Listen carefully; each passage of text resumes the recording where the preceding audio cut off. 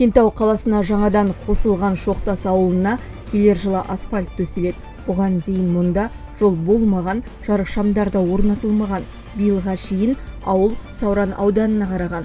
Қала құрамына енгеннен кейін мамандар сметалық құжат әзірлеп, құрылыс жұмыстарын 2026 жылы бастауды жоспарлап отыр. Бізде Шоқтас елді мекені қосылған. Шоқтас елді мекенін асфальт жабындысымен қамту болып тұр. Сонымен қатар Қарнақ ауылы және де Ашсай ауылдарын орташа жөндеу жұмыстарын жүргізу жоспарлануда.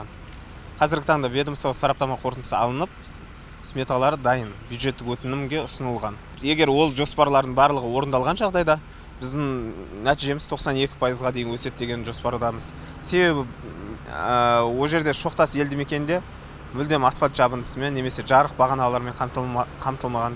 Біздікінде сол Шоқтас елді мекенінің енді қосылған елді мекен болып саналады Кентау қаласына. Соны асфальт жабындысымен жарық бағаналармен қамту жоспарлануда енді. Қазіргі таңда Кентауда аудандық маңызы бар жолдардың үлесі 24,9%-ды құрайды. Оның 24,5%-не жөндеу жүргізіліп, қанағаттанарлық деңгейге жеткізілген. Мамандардың айтуынша, барлық жұмыстар сапаға сай атқарылып жатыр.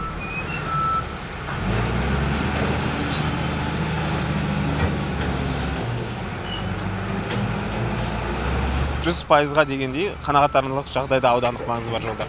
Әрине оны ұстау жұмыстары ендігі жылға жоспарланған. Ағымдағы жөндеу жұмыстарын жүргізу, одан бөлек қар тазалау ол тұрақты жүргізілуде. Таңбалау жұмыстар, Байалдыр мен Қантағы арасындағы жолдар аудандық маңызы бар жолдар болып саналады. Сол себепті шақырымы да аз, качествосы да жақсы деген қалаға жақын нелер болған екен. Ол жақта тұрақты ағымдағы жөндеу жұмыстары жүргізілу салдарынан жолдардың жағдайы қанағаттанарлық жағдайда.